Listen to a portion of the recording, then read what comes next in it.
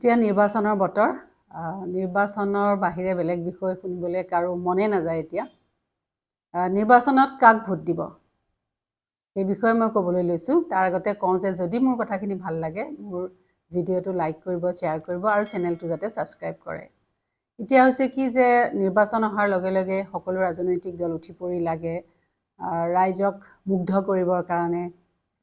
টানা টানি মোক ভোট দিয়ক গোটেই পৰিস্থিতিটো আমি কি হ'বলৈ এতিয়া আৰম্ভ হৈছে তেনেকুৱাত আচলতে মই ক'বলৈ বিচাৰোঁ প্ৰথমতে মই এটা কথা কৈ লওঁ নতুন ভোটাৰসকলক দেই যিসকল নতুন ভোটাৰ অৰ্থাৎ যিসকলে এই প্ৰথমবাৰলৈ এই লোকসভা নিৰ্বাচনত ভোট দিব তেওঁলোকক মই প্ৰথমতে কওঁ যে এইটো এটা অতি মূল্যৱান আমাৰ সংবিধানে দিয়া অতি মূল্যৱান অধিকাৰ এই অধিকাৰটো যাতে তেওঁলোকে সাব্যস্ত কৰে কাৰণ ভোট নিদিয়াকৈ থকাটো গৌৰৱৰ কথা নহয় যদিও দুয়োকে কয় যে ভোট নিদিলোঁ মই ভোটেই নিদিলোঁ কিন্তু সেইটো আচলতে গৌৰৱৰ কথা নহয় ভোট নিদিয়া মানে আমি সচেতন নাগৰিক নহয় বুলি আচলতে চিনাকি দিয়াটোহে হয় এতিয়া কথা হৈছে ভোট দিবলৈ যাওঁতে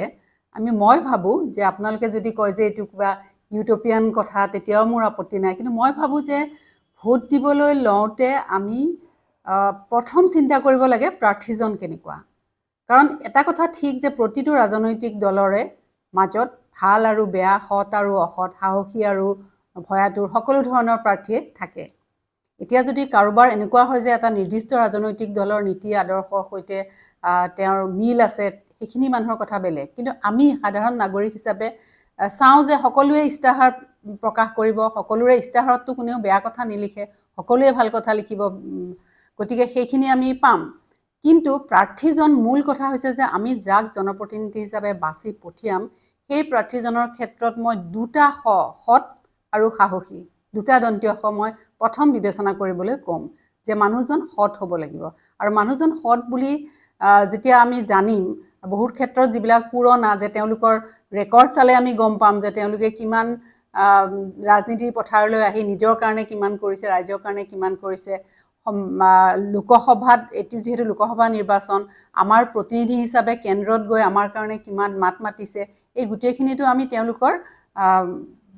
পাষ্ট ৰেকৰ্ড চাই পেলাই আমি জানিমেই মানুহজন কিমান সৎ আৰু মানুহজন কিমান সাহসী মানে মই এইটো কৈছোঁ যে সাহসৰে মাত মাতিব সকলোৰে সৈতে পাৰিব লাগিব যে দলৰ কিছুমান হাইকমাণ্ড থাকে হাইকমাণ্ডে কৈছে কাৰণে অন্ধ হৈ তাক অনুসৰণ কৰিব সেইটো কেতিয়াও হ'ব নাই যদি মানুহজন সৎ হয় আৰু সাহসী হয় তেতিয়াহ'লে হক কথাত তেওঁ হাইকমাণ্ডৰ ওচৰতো মূৰ তুলি কথা ক'ব বা মাত মাতিব যেনেকুৱা সাংসদ আমি পাইছিলোঁ আগতে হেম বৰুৱা যাক পণ্ডিত নেহেৰুৱে প্ৰশংসা কৰিছিল গতিকে ব্যক্তিজন আচলতে সৎ আৰু সাহসী সেইটো প্ৰথম কথা আৰু সৎটো আমি জানো যে যিজনে দুখীয়াৰ মুখৰ ভাত কাঢ়ি নাখায় সেইজনে সৎ মানুহে সেইটো কাম নকৰে সাহসী যি মাত মাতিব পাৰে আৰু এটা কথা যে এই সকলো প্ৰাৰ্থীয়ে যিসকলে নিৰ্বাচনত থিয় হৈছে তেওঁলোকে আমাৰ মন আকৰ্ষণ কৰিবৰ কাৰণে বিভিন্ন কাণ্ড কাৰখানা এতিয়া কৰিব সেইবোৰ কৰোঁতে কিছুমানে হয়তো উপঢৌকন যিটো কোৱা হয় যে ভোটৰ বিনিময়ত কিবা দিবলৈ চেষ্টা কৰিব এই ক্ষেত্ৰত মই কওঁ যে কিবা দিয়া নিদিয়া লোৱা নোলোৱাটো বাদ দিও মই এটা কথা ক'বলৈ বিচাৰোঁ যেতিয়া আমি ভোট দিবলৈ যাওঁ যে সেই ভোটিং মেচিনটো বা বেলট বক্স যি হয় ইভিএম হওক বা বেলটেই হওক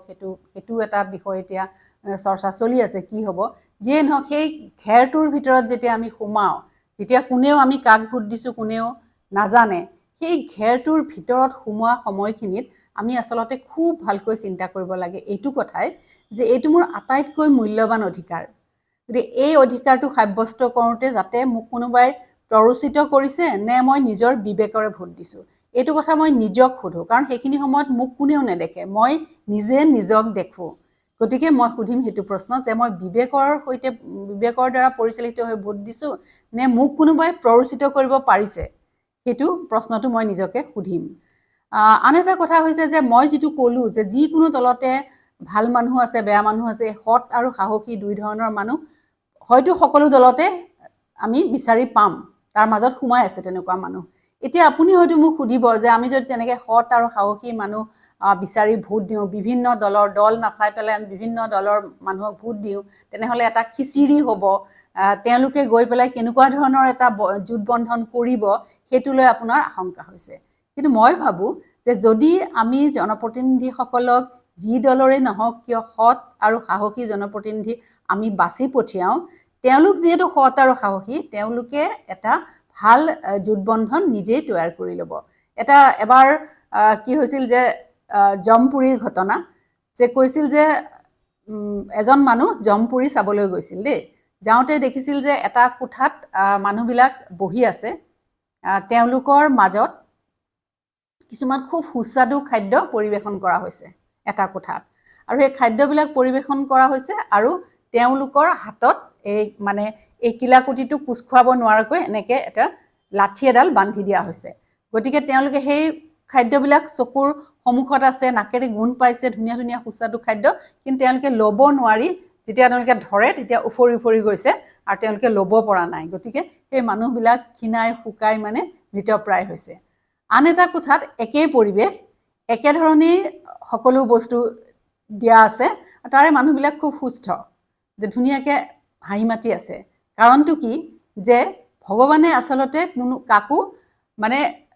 আশীৰ্বাদ আৰু অভিশাপ নিদিয়ে, ভগৱানে সুযোগ দিয়ে, আৰু সুযোগটো আমি কেনেকৈ ব্যৱহাৰ কৰোঁ। সেই কোঠাটোৰ লোকসকলে সেই বান্ধি থোৱা হাতখনৰে ইজনে সিজনক খুৱাই দিছে।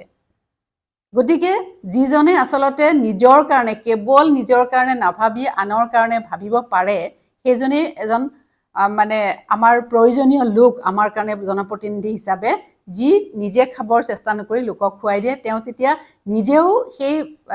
তেনেকুৱা জনপ্ৰতিনিধি যদি আমি নিৰ্বাচন কৰি পঠাওঁ, তেনেহ'লে তেওঁলোকে নিজে নিজে এটা ধুনীয়া জোটবন্ধন কৰি ল'ব।